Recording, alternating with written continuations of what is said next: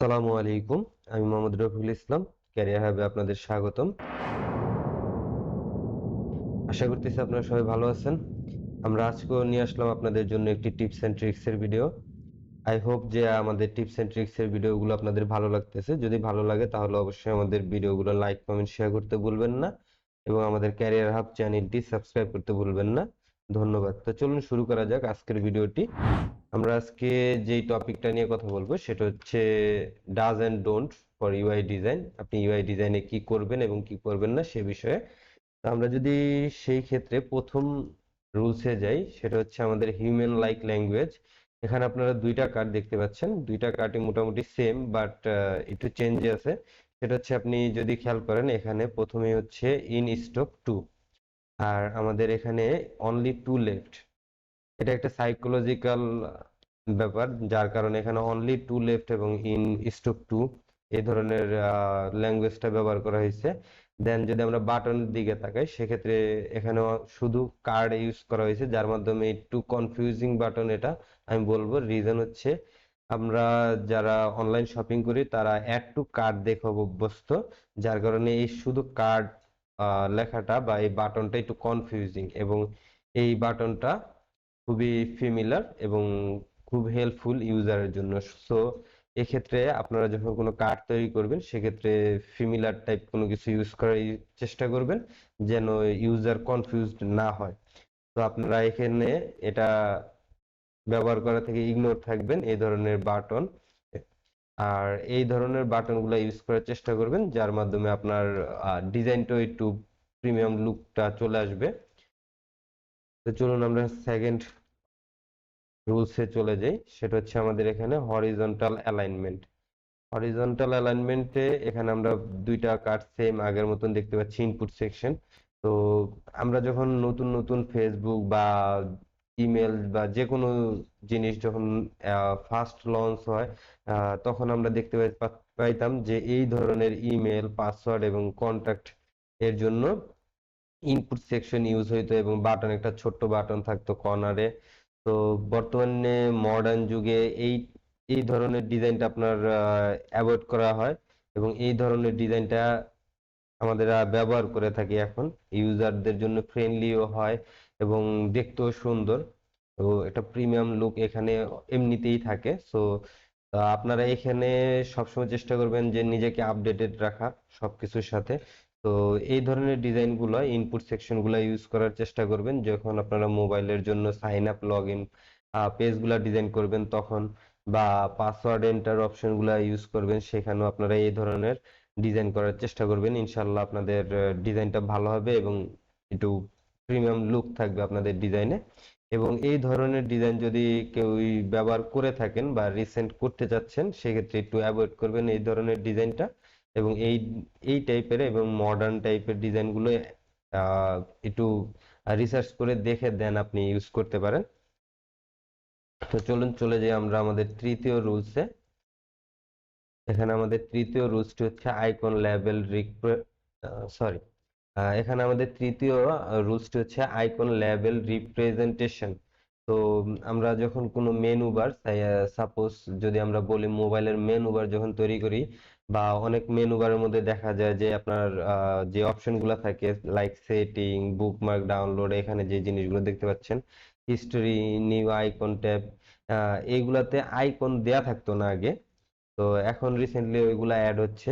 তো এবং বিভিন্ন স্টাইলে এই আমাদের ফার্স্টের যেই কার্ডটা আছে, এইভাবে আমাদের লিস্টিং করা থাকতো যে কি কোন কোন অপশন এখানে অ্যাভেলেবেল আছে। তো এই ডিজাইনটা বর্তমানে একটু পুরনো হয়ে গেছে, ওল্ড ভার্সন। সো আপনারা নিজেদের ডিজাইনটাকে একটু প্রিমিয়াম লুক আনতে চাইলে এবং মডার্ন ডিজাইনের সাথে আপনার ডিজাইনটাকে যেন কম্পেয়ার করা যায়, সেক্ষেত্রে আপনারা যদি করতে চান, আমাদের রাইট সাইডে যে সেকেন্ড অপশনটা দেখতে পাচ্ছেন কার্ডের, এই ধরনের ডিজাইনগুলো আপনারা করতে পারেন। আপনার যেই টেক্সটটা আছে লাইক নিউ টেক্সট, তার জন্য একটা আইকন আপনারা ইউজ করতে পারেন, ডাউনলোডের জন্য হিস্টোরি, এই ধরনের আইকনগুলো আপনারা পেয়ে যাবেন। আমরা আপনাদেরকে রিসোর্সও দেখাইছি যে কোথায় কোথায় আপনারা এই ধরনের আইকনগুলো পাবেন। তো এটা হচ্ছে আমাদের 3 নাম্বার রুলস। এবং আমরা চলে আসলাম 4 নাম্বার রুলসে, ব্রেকিং আপ কন্টেন্ট।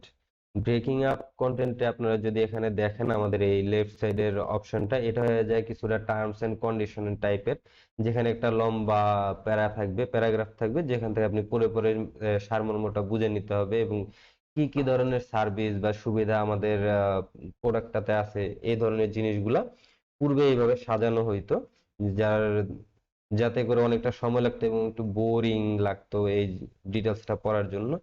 তো বর্তমানে এই ধরনের ডিটেলস গুলা ইউজ করা হয় না, এভাবে কোনো কিছু শো করা হয় না ইউজারের কাছে।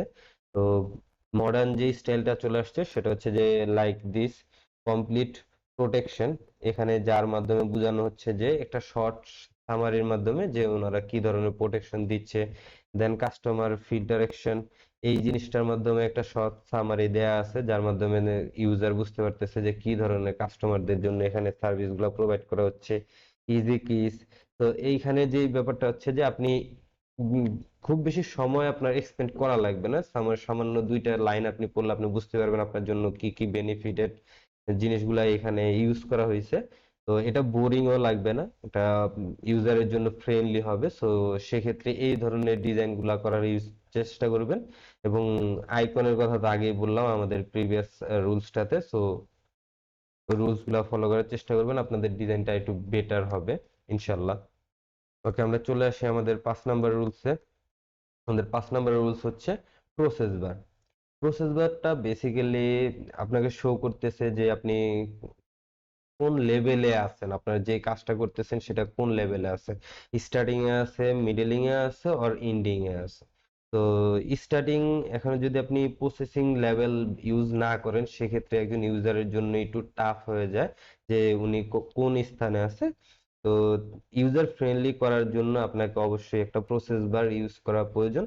তো আমরা আপনাদেরকে রেকমেন্ড করব, আপনারা যখন এই ধরনের অ্যাড টু কার্ট, বলতে গেলে পেমেন্ট সিস্টেম থাকবে বা অ্যাড টু কার্ট ইউজ করতেছেন, সেখানে প্রসেস বারটা ইউজ করার জন্য যে আপনি কয়টা সিলেক্ট করলেন, কয়টা অ্যাড টু কার্ট করলেন, কয়টার জন্য, কয়টা প্রোডাক্টের জন্য আপনি বিল পে করতেছেন, এই জিনিসগুলোর জন্য আপনার প্রসেস বার ইউজ করেন। That's good for your design.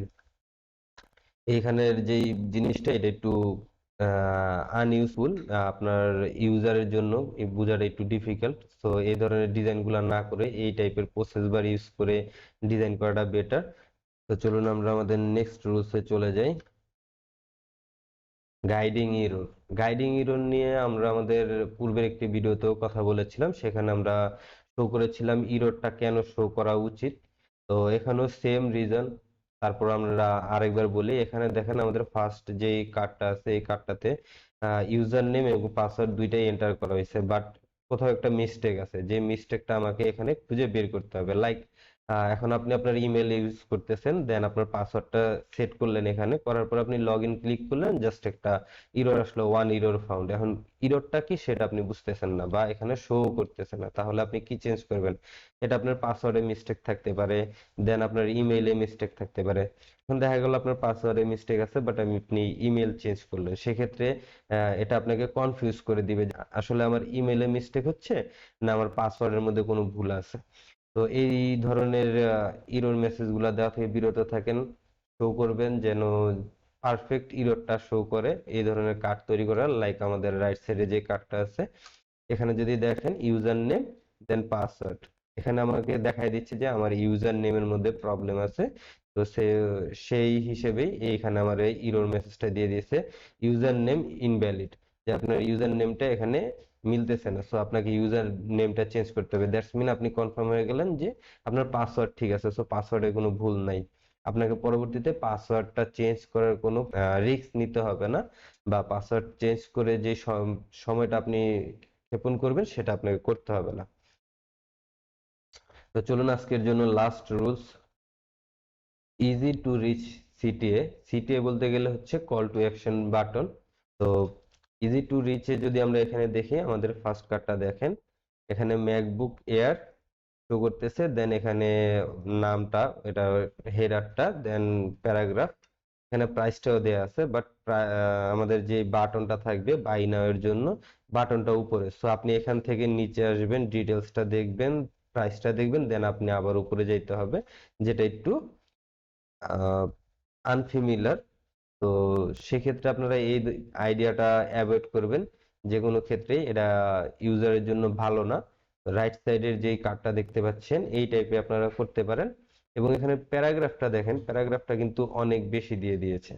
তো যার কারণে এটা আরেকটু দেখতেও একটু মানে ইউজ টু না, যা খুব বেশি ডিটেলস অ্যাড করা হয়েছে এরকম লাগতেছে।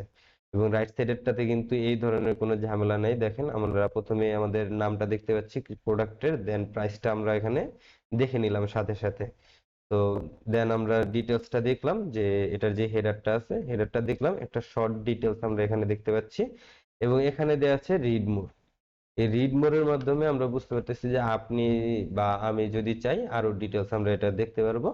আর এর সাথে এখানে নিচে বাই নাও দেওয়া আছে, যেটা আপনাকে কষ্ট করে আবার উপরে যেতে হবে না, এবং আপনার ইউজারের যে সময়টা সেই সময়টা সেভ হবে। তো আজকের জন্য এই পর্যন্তই। আশা করতেছি এই রুলস গুলো আপনাদের ভবিষ্যতে ডিজাইনে অনেক হেল্প করবে। যদি আমাদের ভিডিওগুলো আপনাদের ভালো লেগে থাকে অবশ্যই আপনারা আমাদের ভিডিওগুলো লাইক কমেন্ট শেয়ার করতে ভুলবেন না। এবং আমাদের চ্যানেল ক্যারিয়ার হাবকে সাবস্ক্রাইব করতে ভুলবেন না। ধন্যবাদ। আর অবশ্যই আপনাদের যদি যদি কোনো বিষয়ের উপরে স্পেসিফিক কোনো বিষয়ের উপরে ভিডিওর প্রয়োজন হয় সেক্ষেত্রে আপনারা আমাদেরকে কমেন্ট বক্সে জানাতে ভুলবেন না। ধন্যবাদ। আসসালামু আলাইকুম।